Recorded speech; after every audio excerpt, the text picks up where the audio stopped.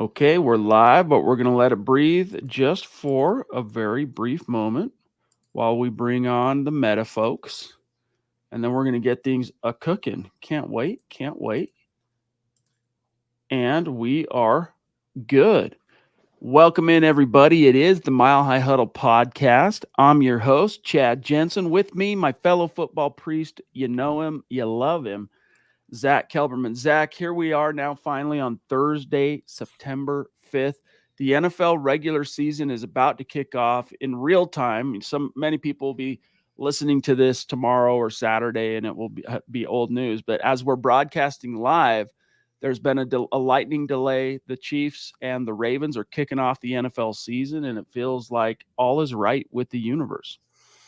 Yeah, it's becoming hoodie season. It's becoming fall football season. And I can speak for all of Broncos country, including you, I'm sure, Chad, when I say, let's go Ravens.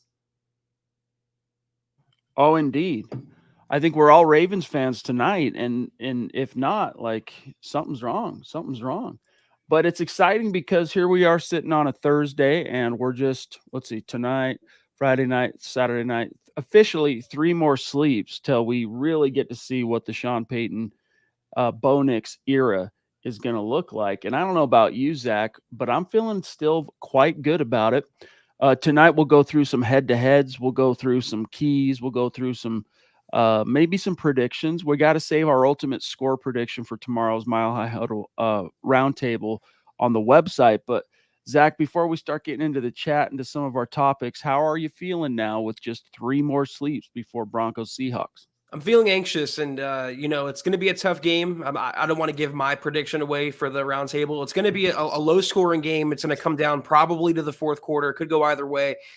I need this win, Chad. Broncos country needs this win. The Broncos organization as a whole to vindicate Super Bowl blowout loss in the past and the 2022 opener. They need this win. So I'm very anxious and I'm very excited. They really do, man. 2021, I think, was the last season opening victory, but whatever. The biggest thing is let's just get this Bo Nix era started on the right foot. The Papa Bear jumping in with a very generous super chat before we even went live. Thank you. What's up, David? Hope you're doing well. He's saying Nixon to find out. Hashtag Nixon to find out. I love it. Good evening, Broncos country.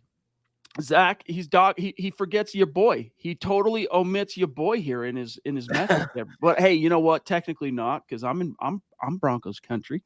I'm just busting your chops, David. His hashtag game's still strong though. 12-5, Buckham times 3, MHH for life, Broncos for life, Seattle.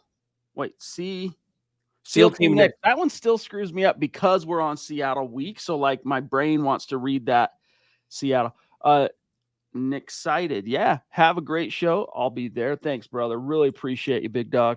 Sam Bam also jumping in with a generous super chat. Love you, bro. He says, evening Broncos country. Football is back tonight. Looking forward to the Broncos beating the Seahawks on Sunday. And it's nice to see that there are no injuries on the injury report as well. In fact, I don't think I've ever seen, Zack, a Broncos injury report, even at the beginning of a season, where there's literally nothing listed under injuries. Meanwhile, this is today's practice report, so it includes Wednesday and Thursday. The Seahawks officially have 6 names, including 2 former Broncos, on their injury report. Both of whom, I should say, have been limited all week long. Noah Fant and Draymond Jones, Zack, have been limited, so we'll see. We say God bless Bo Nix a lot, but there's another God bless Bo. That's God bless Bo Lowry. The job that he's done since coming in, following Sean Payton, what he did in New Orleans and helped out with the Broncos' strength and conditioning programs, their health regiments. It's so nice to see after the years of Lauren Landau, Chad. The only question we have really going into the game, what's the status of Brandon Jones at safety, and is Levi Wallace fully healthy after that hamstring injury? I mean, I know he's not on the injury report, but it's still something to bear in mind. Yeah, and that's where some of the perception, I hope anyway, in Broncos country needs to start shifting. Anytime somebody stubs their toe, and I understand it, this has been kind of the posture for the previous 4 or 5 years or 5-6 years before Peyton got here, whatever, but Broncos stubs his toe. Oh my gosh, we're so cursed. No, Not anymore, guys. Like the system that Sean Payton put in place has turned the ship around in a very measurable, significant way. So this is a good harbinger. 0 names on the Broncos injury report. The Ronk, what up, brother? Great to see you. He's saying good evening, Chad and Zach on the MHH podcast. Bo time, Bo leave. God bless Bo Nix and go Bo Broncos. Man, the puns still are just raging. I love it. Eric Flynn, what's up, big dog? Great to see you. Ryan Jones throwing down on Facebook. Great to see you, my friend. Let's see. Taylor Christensen, what's on your mind, bro? Thank you for the super chat. One of our bona fide super chat superstars. He's saying, does Taylor here what do you think of Bo being named a captain? Also, did you hear about the Jonas Griffith or about Griffin? That's Griffin news. I'm glad Bo is a captain because he's not a rookie. He's just a young vet. So, yeah, a lot of things have happened, Zach. Wednesday, yesterday, was about as big of a news day as I've seen in Broncos country in a long time. And, of course, the last day we were on the mic was Monday night. But not only did we wake up to breaking news, Broncos give Patrick Surtain, Zach, a record-breaking contract, which was great to see. Yeah. But we got our first taste of, it's still technically unofficial, but it's in the Broncos documentation, a depth chart. And then bigger news than that, the team captains. You had the article for us, Bo being named. Your thoughts here for Taylor? Yeah, Sean Payton said he never saw that before. He never dealt with that in his all of years of coaching a rookie, getting named captain. But one thing to keep in mind, the Broncos coaches didn't choose Bo Nix as a captain. The Broncos owners, the general manager did not choose Bo Nix. This was voted on by the players. So if there's one takeaway here, it's that already Bo Nix has endeared himself to that locker room. He's won over his teammates, and he's earned the right to wear that patch on his jersey, Chad. I think it's a no-brainer. We predicted the captains on Monday's show, I believe, who they might be. And both of us had Bo Nix easily. And I don't think this is a case of Sean Payton or a coaching staff or a team trying to speak leadership or speak staying power into existence with a young quarterback. I think this is honestly a sign, a symbol, an emblem of how the team actually feels about Bo Nix. Like, yes, he's a rookie. A lot of trial by fire yet to be experienced, and that's going to happen starting in 3 days. But this dude is leaps and bounds ahead of where the traditional rookie is, so much so, Zach, that he's the first Broncos rookie team captain to be named opening a season since a Hall of Famer, Floyd Little, the franchise, back in 1967. So before he's even taken a snap, so I don't want to get too ahead of ourselves here, but before he's even taken a regular season snap, this cat is sharing real estate on the Broncos history books with 2 Hall of Famers, John Elway, first rookie since John Elway to be named the starting quarterback to open the season, and now Floyd Little. That's why I never understood that the criticisms of his college experience or his age were actually criticisms. You want a quarterback to come in the league experience. You want a quarterback to pick up everything easily and not have much of a transitional period. And that's been the experience with Bo Nix so far. I know he's 24, Chad, but if they can get 10 years of elite level quarterback play, he'll still only be 34. So the age and the experience in college was always overblown to me. Whoa, I just did something really weird where I shrunk my. Oh, I see what I did. Come on, Jensen. This mouse I use just gives me problems. I got to figure out how to get around this. But sorry to derail the convo there, but it's exciting stuff. Zach, did you make anything out of? I wasn't surprised by this, obviously, but did you make anything out of Jarrett Stidham officially being named, at least in this unofficial depth chart? So where is this information? Real quick. It's not like there was an article, at least as of yesterday. I haven't checked everything today, but yesterday when I was writing up the depth chart story for us at Mile High Huddle, there wasn't a DenverBroncos.com post. I had to find it in the same game capsule, Zach, that they so kindly, the Broncos PR department, provide to us. So that same capsule sheet that we look at with you guys when we look at the head-to-head that we're going to do tonight, in a similar sheet like that, I had to find, here's an unofficial depth chart and look at who's number 2. It is, in fact, Jarrett Stidham and then Zach Wilson.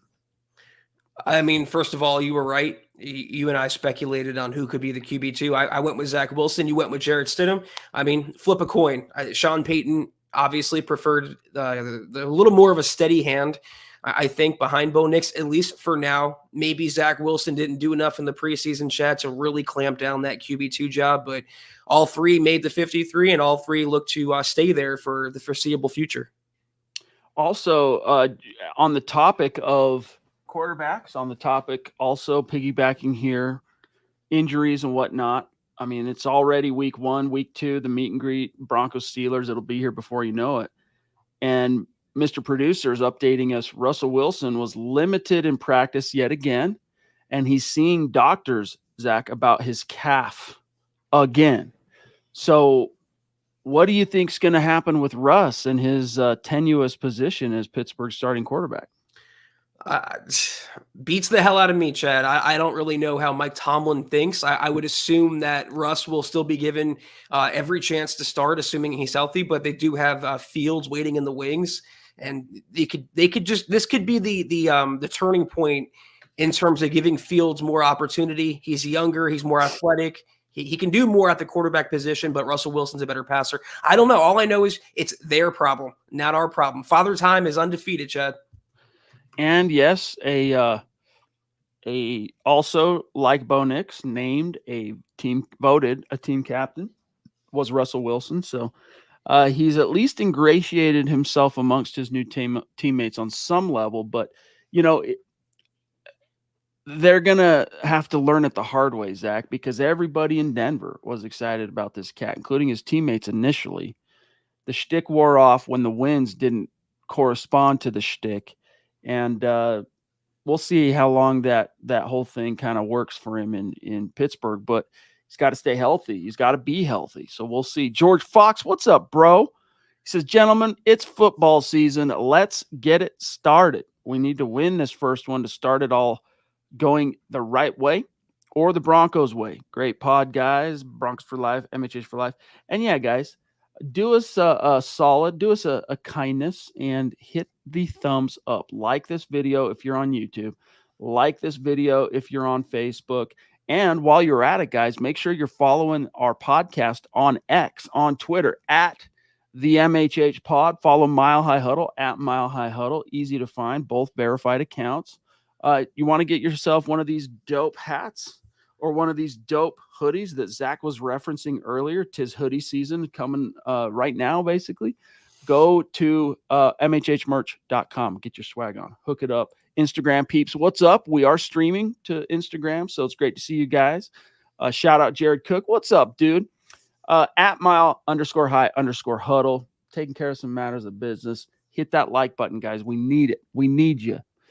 Phil, down in Tucson, proving Broncos country is not a geographic location. It is, in fact, a state of being. Zach jumping in to say good evening. Chad, Zach, and Deacon Scott. Granddaughter's volleyball tonight.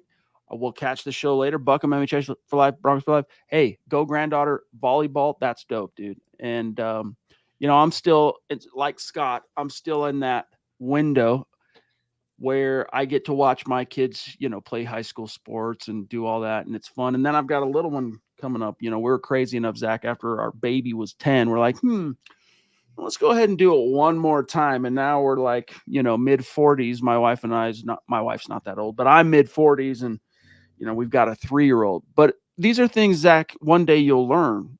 They help to keep you young. Yeah, so I've heard, but I think we'll see most of that at the meet and greet come out. I'm looking forward to meeting your family, Chad. I'm sure a lot of people feel those same sentiment, especially on the MHH staff. So it's going to be fun. It's going to be a gas. Can't wait. And we are inching ever closer.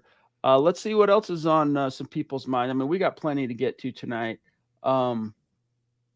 Game's about to get rocking.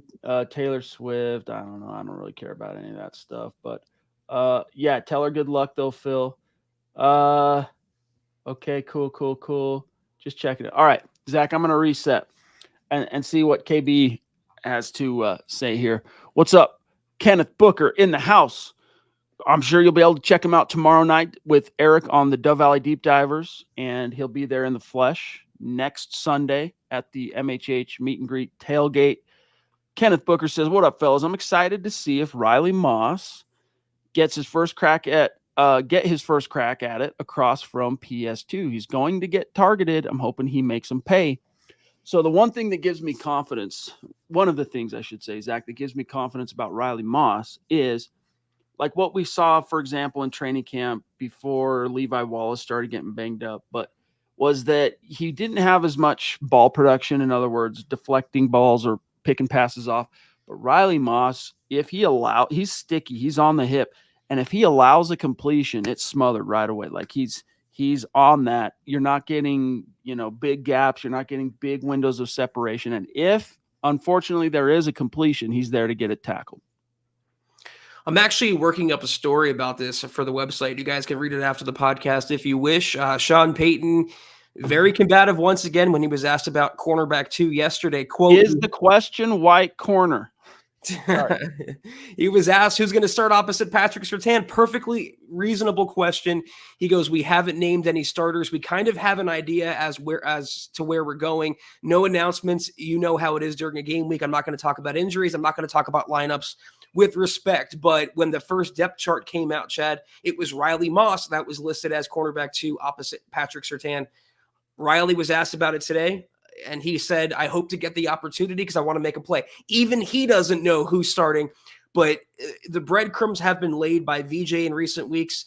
It's going to be a rotation depending on the opponent, depending on the game plan. So Moss is going to get action. Levi Wallace will get action if he's healthy. Chris Abrams-Drain, Damari Mathis, he's on IR. But all the cornerbacks that are on the active roster and able to play, I think, will be out there against Seattle. But the point here is true. Regardless of Moss's title, he is going to see a ton of action, a ton of targets just by the virtue of playing opposite PS2. Who he guards on Sunday, I don't think it'll be DK Metcalf. It could be Tyler Lockett. It could be Jackson Smith and Jigba. Both are tough matchups. I'm excited to see what he can do. So for what it's worth, again, this is a depth chart that is technically unofficial, and it was provided to media, but other than what we've already mentioned as far as quarterback, as Zach just said, the other starting corner, it technically right now on the depth chart, it's listed as Riley Moss. And then you get to, Levi Wallace, Chris Abrams-Drain, and then Tremont Smith listed as the caboose. Basically, he's a special teams guy, and he just has to have some designation, so they call him a corner. But Zach, as far as other interesting takeaways from this depth chart, it's Cody Barton next to Alex Singleton. As if that was really any huge question, but it wasn't something we had absolute clarity on. And then Brandon Jones next to PJ Locke as the 2 safeties. That's on the defensive side. Offensively, we touched on already quarterback, but your running back pecking order goes Javonte, Jaleel McLaughlin, then the rookie 5th rounder, Audric Estime, then the undrafted rookie, Blake Watson, Zach. So did that running back depth chart shake out about the way you expected it to? It did, but something I never saw before is 2 guys that are on the practice squad showed up on the depth chart for week 1, the active roster depth chart, and Michael Burton at fullback and Lil Jordan Humphrey at receiver. So the Broncos are kind of giving themselves away as to what they're going to do, meaning they're going to elevate those 2 players before Sunday. But yeah, I think the backfield, Chad, is kind of like cornerback, where titles don't really matter. You have your set and forget starter in Javonte, and everyone else is kind of like in a committee. And that's really how they roll with Sean Payton anyway, You'll have your one running back that gets barely the lion's share, barely, and then it's a committee. Cody Dubb, what's up, brother? Thank you for the super chat. Great to see one of our longtime superstars checking in on a Thursday ahead of the season opener. He says maybe we'll see some of these 2nd and 3rd year players show out after watching PS2 get the bag. It almost has to happen to have a good season. I don't disagree with you, dude. Like if the Broncos are going to overcome, Zach, that 5.5 win over under that the odds makers have set, or other publications, even the national side of our publication, Sports Illustrated, Connor Orr predicting a 6-win, or was it a 5-win? I'm the one that wrote it up, and I don't even remember. I think it was 5. 5-win. Yes, you're right. That's right, because it was actually 2 games lower than any finish Sean Payton has ever had as a head coach. if they're going to overcome, though, that skepticism and the relatively low national expectations, I do agree with Cody here, Zach, that you got to have guys like Nick Bonito, Baron Browning, Jonathan Cooper on defense. They got to step up. Riley Moss is a guy that has to step up. Yes. Javonte has to step up. I mean, there is a who's who of players that this is your time now. Like Justin Simmons is gone. So PJ Locke proved that it wasn't a flash in the pan last year. I mean, there's these little spots all across the roster where if you're going to make it this year as a team, those guys have to answer the bell, mature, come into their own, turn a corner, whatever you want to call it. 100%. Yeah, Cody, if they're going to have a good season, which good would mean the playoffs, one of the two past draft classes has to hit. You know, they have to get a breakout star, Marvin Mims, Dulcich, Jonah Ellis this year, Troy Franklin, obviously Bo Nix. If one of the last two draft classes, because we know 21 is amazing. They just signed Surtain, for God's sakes, to a $96 million deal. But if they can get a few breakouts from the last two classes, that's how I think the key is to having a good season. Yeah, because you had Surtain, you had Javonte in that class, right? 2021. Yeah. You had Quinn Miners. Baron Browning, right? Jonathan, exactly. So, and hey, that was George Payton's maiden draft class as GM. So, harbingers, signs, emblems, omens. Taylor, what's up, brother? Again, says, hey, let's go Bo Nix, go Broncos. You guys are awesome. MHH for life. Thank you, Taylor. Brother, you're awesome. Sam Bam checking in with his second super chat tonight because this is who he is. He's a Mount Rushmore supporter and a member of the fam family here at MHH. He says, one thing I'm really looking forward to seeing is if the O-line is a lot better with a QB that doesn't hold the ball too long. I truly think it will. Go Broncos. I don't think it will. I know it will. You're not going to see 50 sacks. And again, no offense to like fans like my dad, for example, Mark, the man, the myth, the legend. His perception of the offensive line is that it's absolute trash because Russ was getting sacked so much last year. That's his perception, but it's not true. I agree that sacks are a quarterback stat. And that's not to say, Zach, that Bo Nix is not going to get sacked. He'll have his sacks. He'll go down at times, but one of the things that really drew the Broncos to Bo Nix when they removed all those gimme plays. Remember, Sean Payton's talked about it at multiple points since the draft, but when they remove all those gimme plays, the gimme throws, I should say, for all the quarterbacks, Bo Nix rises to the top in this category, that category. All the meaningful metrics, Bo Nix is going, and Sean Payton and George Payton are going, yo, we can't be the only ones seeing this about Bo Nix. But one of those metrics was just an absolute utter stubbornness and unwillingness to get sacked. And a big part of that was ball comes out on time, dude. And if Sean Payton's offense, Zach, when the ball comes out on time, usually means good things for the offense.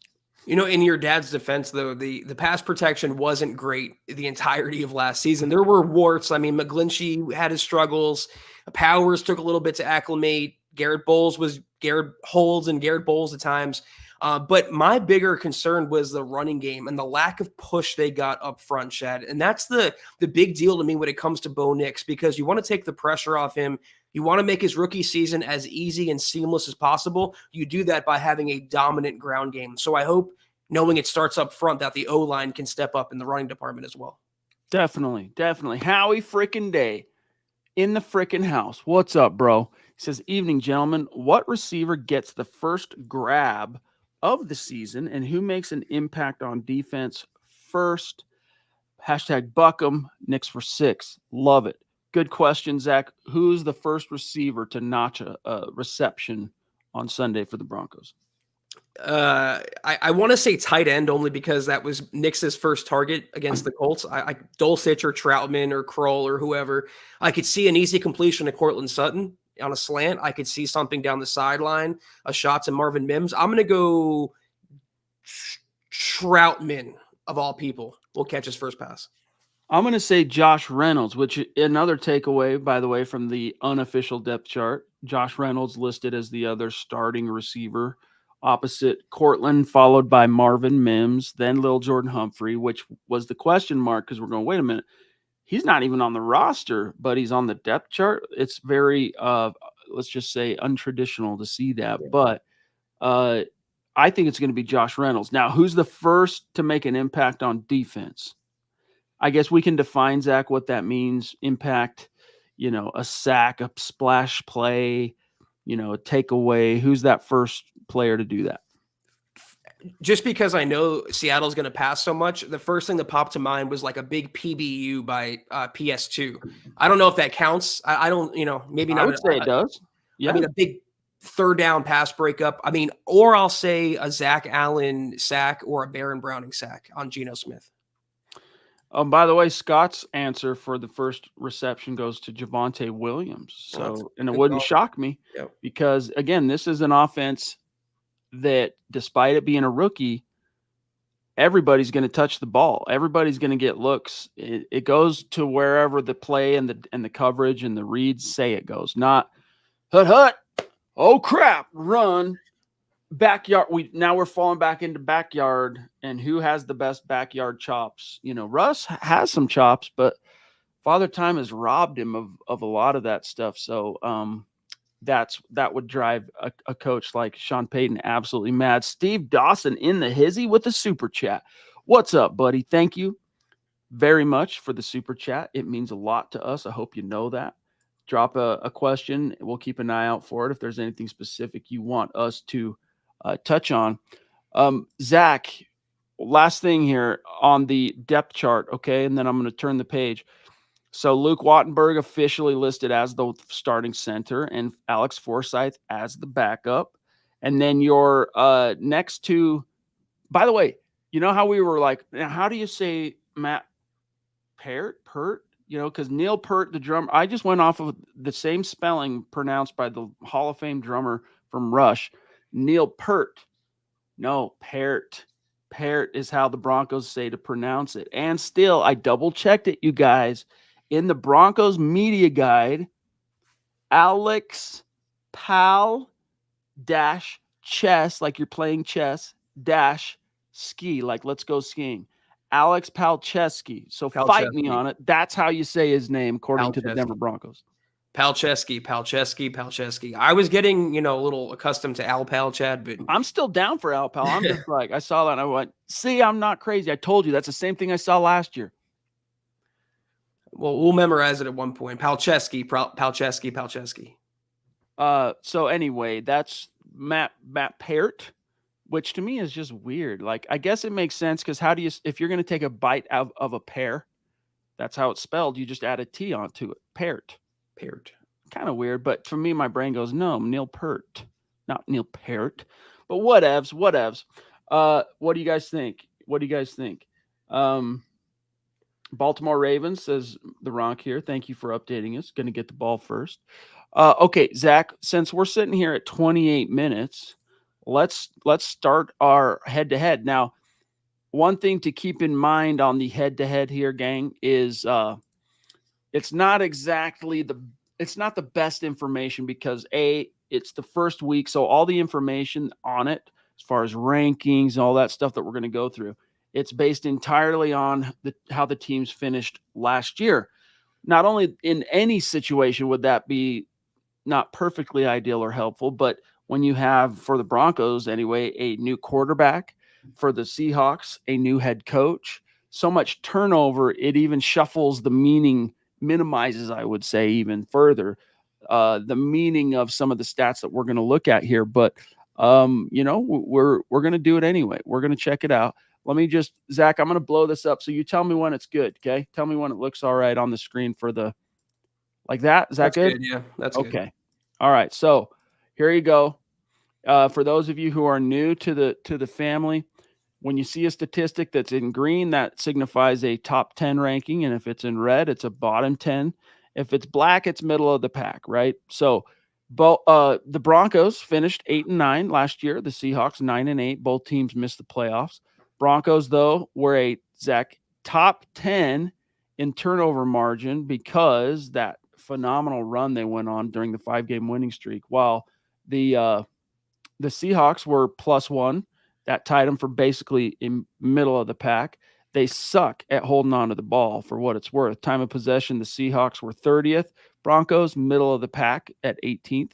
But let's just look at these offenses real fast, head-to-head. And again, this is quite deceptive. I think the Seahawks, there's a lot more to kind of go off of there because quarterback continuity and whatnot. But Bronco wise, I don't know how much of this we can really sink our teeth into. But let's just keep it with the Seahawks. So because that we know what the Broncos were. So let's focus on the Seahawks. They were the 26th ranked offense in net yards per game. Rushing, they were 28th. Okay, so Zach said they like to throw the ball, kind of because they have to, I think. So they're going to probably try to change that this year, but time will tell. They were picked off only 12 times, though, Zach, which tied them for the 7th fewest. The Broncos, 4th fewest, for what it's worth, in interceptions. Fumbles lost, they only had 5, tied them for the 2nd fewest. And then total giveaways, 17, tied for the 2nd fewest. But sacks allowed, Geno can be had, Zach. 42 sacks, that was 23rd. And then look at this, bottom 10 ranking on 3 critical statistical areas. Sacks for the Seahawks, third down, and red zone, Zach. It's crazy. The Broncos allowed 52 sacks. I know we're not talking about them, but that's so many. And Russell Wilson did take his fair share. I am a little surprised that there's so much average and below average, data here, Chad, rankings here, so much red here for the Seahawks. They're definitely not a juggernaut. I thought the rushing attack could be better because they have Ken Walker, but he's always hurt. And it seems like whoever's in that backfield's always injured. They still have a good trio of receivers that I mentioned earlier, but Geno Smith is their quarterback getting them the ball. They invested up front with their O-line. They took a couple linemen a few years ago that I wanted, tackles that I wanted, and Geno's still getting sacked. So this is definitely not Mahomes, Andy Reid, and the Chiefs at their prime. If the Broncos can tighten up, and VJ Chad has talked about getting off to a faster start, not allowing 70 points to a team, not allowing teams to run down their throat 200 rushing yards a game, if they can just tighten up and get back to the fundamentals, they can keep it low scoring and keep the game hanging around for Bo Nix and the offense in the fourth quarter.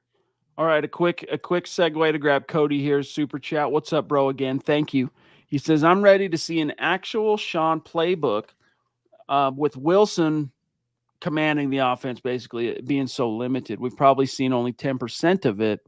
Bo Nix actually has smarts and physicals and the physicals to run it. Well, yeah, like one of the things we talked about a lot during the pre-draft run-up was what Sean Payton needs, and what Drew Brees was a Hall of Fame version of a quarterback who can be an extension of Sean Payton, the play caller and system designer, an extension of Sean Payton on the field. And what does that even mean? Like, it's a lot easier. Coaches, Zach, aren't impervious to impulse. They're not impervious to having the wool pulled over their eyes. But Sean Payton's very savvy. He's seen about all there is to see in the NFL by way of defenses. He's pretty disciplined as it goes to as it relates to play calling. And so, as a former quarterback himself, Zach, he wants to see the ball come out on time, and he wants to see the ball go where the play and the coverage dictates it. And so rarely, this is what Cody's getting to last year, so rarely did we see that come out on the wash with Russ at the controls. Do you believe Bo Nix is that extension of Sean Payton to really allow us to see what his system in the orange and blue could actually look like? Yeah, I mean, based on 3 quarters of preseason play, Sean Payton's not trying to, reinvent the wheel here, Chad. Like you touched on it. He just wants a quarterback that can get rid of the ball, doesn't hang around in the pocket, doesn't have any negative outcome plays, and can keep the offense ahead of schedule. And they purposely kept their playbook very vanilla in the preseason, but you saw there were sprinkles of Sean Payton's influence in play designs and what they want to do with Bo Nix. Some more RPOs and design runs than you saw with Russell Wilson. The play design, the Tim Patrick touchdown, Chad, beautiful play design by Sean Payton. So you saw what a Payton offense looks like when he has someone that can run it effectively, and that someone is Bo Nix. I am confident that you're going to see a lot more designed quarterback runs than you might have expected from Bo Nix. RPOs, things like that, where I think Sean Payton, just being the opportunist that he is going to look to capitalize on some of Bo Nix's strengths, not only his ability to use his legs, but, take some confidence in that if you're Sean Payton, because he is, to quote Sean, he's a lot thicker from the waist down. Get your minds out of the gutter. Than you might expect. Okay. So my question to you, though, is relative to the RPO against a Mike McDonald, the new Seahawks head coach coming over, former Baltimore Ravens defensive coordinator. Do you expect Sean Payton to test that, utilize it against the Seahawks? Because think about this, with an aggressive front seven like I expected the Seahawks to be, if we're going off of what we saw them doing with the Ravens, that's a prime thing. Like, you wait to see what that defensive end on the edge is going to do, pull it back, run the opposite way if you're Bo Nix. Like, you should be able to pick up some easy yardage here and there if that's used strategically. Yeah, I think we'll see some of that for sure, but not at the beginning of the game. I think to start, the script will call for Bo Nix to get in rhythm, Chad, quick passes, high completion percentage passes, and to offset the Seahawks pass rush, which will be missing, by the way, their best edge rusher for Sunday's game. Let's turn the page to defense. And in this case, there is more here continuity-wise we can hang our hat on, I think, for the Broncos, because it is the same coordinator. It's the same scheme. And even though there's been some turnover, no Simmons, no Kareem, no Josie Jewell, a lot of the same dudes that we saw last year. And in fact, several upgrades, especially up front. So we'll look at this. But because of, Zach, how bad the season started, and especially that embarrassment in Miami, the Broncos, from a yardage perspective, when it comes to rankings and yards per play and even points, they could never get out of the bottom three, basically. That's how big of a hole it dug them, even despite them playing so much better. Not only that 5-game win streak, but frankly, that 7 games, right? Because they won 5, lost 1 to the Texans, and then won another before the kind of crap hit the fan. So that 6-1 streak, the defense, as good as it was, could not overcome how big of a hole statistically it had dug for itself because of those first few games. But they finished the Broncos 29th in yards per game, 30th in yards per play, 27th in points, relinquishing 24.3 per game. And then rushing, there were only 2 teams worse than the Broncos last year. One of them was the Seahawks. So take some comfort in that. Look at all the red, Zach. You can see why the Seahawks wanted to prioritize a defensive-minded coach, and not, in my opinion, not just because the precedent had already been established with Pete Carroll as, their model. Look at all that red, and specifically you get down here to sacks. They were just outside the 10 or the top 10. So in fairness, they did have 47 sacks last year. But look at this third down percentage. It didn't translate. They were only 2 teams worse than them on third down last year, and 24th in the red zone. Meanwhile, the Broncos were second. They were the number 2 ranked third down defense last season, and kind of middle of the pack, just outside, just to the north of the bottom 10 in red zone percentage. Still bothers me when people bring up the Miami game as to it's skewed the stats. I mean, they allowed 35 to Washington, and later in the year, Chad, 42 to Detroit. I mean, for large stretches, the Broncos defense was just not good. And interestingly enough, ESPN projected that they were going to allow 423 points this season. They allowed 413 last season, including that Miami game, including that Detroit game, and the Commanders game. But like I said earlier, VJ has talked about getting off to a faster start and plugging the major holes. They made investments in the defensive line for that reason, bringing on JFM, bringing on Malcolm Roach. You can't allow what they finished, Chad, in rushing yards per game, 137.1. 137 rushing yards per game the Broncos allowed. That cannot happen. Seattle has a good running back in Ken Walker. They're going to look to exploit that. But if not, the passing game has to tighten up. The pass defense, points, yards per play, 30th. Points per game, 27th, over 24 points per game. Yards per game, a lot of it came through the air as well. So they really do, as a whole, Chad, have to play smart and disciplined. And if VJ is a man of his word, they'll come out more consistent in week 1. This is the stat that was just, frankly, an outlier. Like, I think you're going to still see a decent number. Like, I think they'll be top 15 in fumbles, recoveries this year, Zach, because of guys like Jaquan McMillan, who he just has a knack for it. PJ Locke as well. They just have kind of a knack for getting the ball out.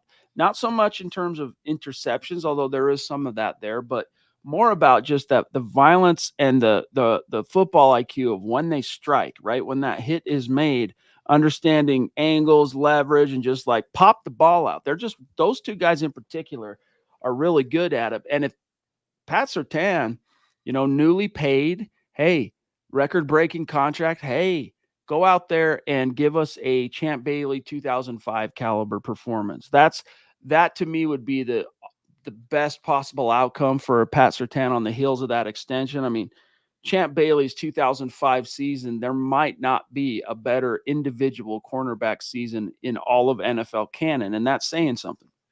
Yeah, I mean, I'm not concerned with PS2. He's going to take out DK Metcalf, or at least limit DK Metcalf. It's everything else. Can they stop the run? Can they put pressure on Geno Smith? Big game for Jonah Ellis, Baron Browning, Jonathan Cooper. Big game up front for the defensive linemen. Big game for Riley Moss, who we talked about, Chad, and the other cornerbacks. It's everyone but PS2 that really I'm going to keep an eye on Sunday. Hey, just for craps and giggles, check this out, okay? This is Champ Bailey. I'm going to give you 05 and 06 because two insane seasons. One of them, though, they missed the playoffs. 05 was the year they got to the AFC title game with Jake. We all know how that happened. But 05, Zach, in 14 starts, so he missed 2 games, 8 interceptions, 2 for a touchdown, a forced fumble, a redonkulous number of pass deflections, 23, but that wasn't even his career high, believe it or not. The following year, 2006, he defended that reputation. As by this point, obviously, for what it's worth, he was a 1, 2, 3, 4, 5-time Pro Bowler just before the 2005 season even started. And then you throw in 2006, Zach, 10 interceptions, one of which he returned to the house, 21 pass deflections. The dude was just phenomenal. I just wanted to take that walk down memory lane really fast here, but I don't know. Do you want to spend time on special teams? Do you want to spend, the Broncos have a lot of green on their side, but so do the Seahawks, and it just so happens to be on opposite ends kind of the spectrum. Yeah, I mean, the only red you see there is Riley Dixon, the lone weak link on that side of the ball, who somehow, Chad, survived. And not only that, I mean, I wrote the story. Sean Payton said the competition between Riley Dixon and Trenton Gill wasn't even close, even though Gill led the NFL this preseason in yards per punt. Talked about it before, Chad. When you're Sean Payton's guy, you got job security, man, and that's what Riley Dixon has right now. That's true. That's true. All right, last thing here, and take some encouragement with the new kickoff rules, by the way, and everything the way it's shaken out. This plays into the Broncos' hands with, by the way, going back to the depth chart, guess who's your number one returner? Marvin Mims. And of course, because he is, after all, a returning Pro Bowler and All-Pro in that field. So it makes sense. But we'll see how much he ends up contributing on offense. He's currently either no worse than the number 3 receiver on the depth chart. It might be number 4. It depends on how it's kind of oriented, but I think he's number 3. Penalties, Zach. The Seahawks were in the top 10 for the most penalties last year. Very unpoised. But look at this. What separates a top 10 most penalized team from, say, a middle of the pack like the Broncos was only 4 penalties. Yeah, I mean, the thing though, when the Broncos did commit penalties, it was still those pre-snap penalties and stuff like that. And Lumen Field, Seattle, such a tough place to play. Rookie quarterback, week 1 to younger team. They got to stay on their P's and Q's, and Sean Payton has to coach them up for the loudness of the stadium and not to jump early, not do anything like that. It's going to come down to who plays a more disciplined brand of football in this game. Agreed. By the way, again, saying some hellos to the peeps over on Instagram. Great to have you with us tonight. If you got any questions, drop them in the chat. And this is kind of your 2-minute warning, everybody, for that. Update on the game. I haven't actually been paying attention to it. Zach, have you been paying attention to the game so far? What are we at? King Henry, baby, 7-0 Baltimore. Let's go. All right. I love it. I'm a Ravens fan tonight, let me tell you. Okay, Zach, let's talk about keys. We're, again, guys, get your questions, supers, get them in now. We'll get them before we dip, but we're getting toward the end here. For you, let's keep it on the offensive side of the ball. What's your number one key to victory for Bo Nix and the Broncos? getting Bo Nix comfortable, confident, and in a rhythm. It's nothing overly complicated. Keep it simple, stupid. Quick hitting passes, stay ahead of the chains, meaning 2nd and 2, 2nd and 3, not 2nd and 8, 2nd and 9, and lean on your running game. It's really as simple as that. Build the confidence with Bo Nix, and the points will come, Chad. I like it. What's your key on defense, knowing that, hey, it's going to be Geno Smith and the cast of characters in Seattle?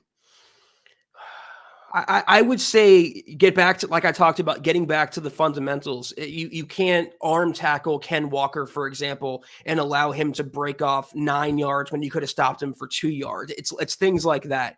Don't play off too much with your cornerbacks in coverage. Be physical with Patrick Surtain. Play press coverage and rough up DK Metcalf. Be a little more aggressive. Be physical, but don't be stupid and reckless either. Here's an interesting one from the Ronk. Who will get the first interception against the Seahawks? So sounds like predicting more than one interception off Geno Smith, who I can look it up and tell you how many picks he had last year, Zach. But what's your answer? Well, I wish they would promote Lavelle Bailey to the 53 because he'd probably have a pick 6 in this game. I'm going to go another inside linebacker for the revenge angle, Cody Barton, who used to play for the Seahawks. Now he's starting for the Broncos. I could see maybe a tip pass or something over the middle, and Barton getting the INT. A former Seahawks draft pick, for what it's worth. Right. Thank you, Ronk. Appreciate you, big dog. Saying great show tonight, Chad and Zach on the MHH podcast. Bo time, Bo leave. God bless Bo Nix and go Bo Broncos. Man, the puns are unreal. I slept on how pervasive, Zach, the puns were going to be when Bo Nix landed in Denver. There's more raunchier ones out there too, but we'll keep it family friendly on here. Appreciate you, Ronk, as always. True. I think the biggest thing for me is, and I expect to see this, but the big key for me is to build on what you talked about is I want to see, one of the hallmarks of Bo Nix's summer body of work and what got him the starting job officially was the Broncos got points on 6 out of 7 possessions with him at the helm. The average game, you're going to get somewhere between 10 to 12 possessions for a team. So how do you maximize those possessions in terms of converting them into points? Comes down to third down, you're moving the chains. Red zone, you're not settling for field goals. And all we can go off of so far is what we've seen. And the early implications on Bo Nix is that you're going to be, you're not going to find yourself in 3rd and 7, 3rd and 8 as consistently as you did the last couple of years with Russell Wilson, which is going to naturally lead, Zach, in my opinion, to a better third down percentage and also a greater propensity for a big play. Because when you are on a 3rd and 2, a 3rd and 3, a 3rd and 1 even, the playbook is a lot more open to the coach, and thus the opportunity for Bo Nix and a burgeoning young offense to capitalize on a big play. And so for me, there's a long-winded way of saying my key is Bo Nix, baby, just move the ball on 3rd down. As long as the ball is being moved on 3rd down, it's going to lead to those good things that typically happen in the red zone. And, 3-step drops, 5-step drops, quick hitting passes over the middle, utilize the middle of the field again, utilize running backs out of the backfield like Scott was talking about. Those will all be beneficial factors in this game, Chad. And remember that this was a defense that had 47 sacks last year. So, yes, ball has got to come out on time, baby. And if the ball's not coming out on time, it's not going to be good probably for the Broncos and Bo Nix. Okay, guys, a few other things. Now, listen, yes, unfortunately, it's now a tie ball game, Ravens-Chiefs at 7. We got a few messages before we dip out. And remember, if you're looking for our official bold prediction on the game, Broncos-Seahawks, that will be published in a written roundtable tomorrow, milehighhuddle.com, about lunchtime. Another tremendous installment, as always, of the Mile High Huddle podcast. If you're not doing so, please follow us on Twitter at the MHH Pod. You can follow the main account on Twitter at Mile High Huddle, Chad at Chad and Jensen, myself at Kelberman NFL, and Scott, our producer, at Scout Kennedy. If you guys want some merch like we're rocking each and every single podcast, check out mhhmerch.com. and get you some. If you haven't done so yet, please drop us a like at facebook.com/milehighhuddlepod. You can find us on Instagram at mile_high_huddle. If you're listening on Spotify or Apple Podcasts, make sure you're leaving your football priest a 5-star review for a chance to win some merch each and every single month. But if anything, y'all, please, please, please subscribe, like, and share this video and every video you see on the MHH channel. It really helps us grow and reach more Broncos fans just like you. That's right. A mile high salute and a special shout out to the great Super Chat superstars and supporters tonight, helping us keep the lights on. Zach, this has been a very fun conversation, a lively one. It's gone by very quickly, but kind of a sleepy Thursday. A lot of people, they got us on their phones maybe, and they're watching the game on their TV or whatever, and we understand it. Hey, the season officially, NFL season starting tonight. So a shout out to these great Super Chat superstars and supporters for helping us go in the extra mile, like Sam Bam, like the Papa Bear here, David McElrath, like the Ronk, like Eric Flynn, like Ryan Jones. We're talking Taylor Christensen. We're talking George Fox, Tucson Phil, as he is known, Phil McLaughlin, Cody Dubb. Taylor and Sam more than once tonight. Howie frickin' Day. Also, we got Steve Dawson in the house on a super chat. Cody with a couple of supers too. So really appreciate that, you guys. And the next time we talk to you, Zach and I, it's going to be Gut Reaction Sunday following the game, the final gun. Can't wait to see how it all shakes out. Enjoy the weekend. Enjoy NFL kickoff Sunday morning. It's going to be dope. Cannot wait for Sunday. Have a great rest of your week, start to your weekend. Take care. And as always, go Broncos.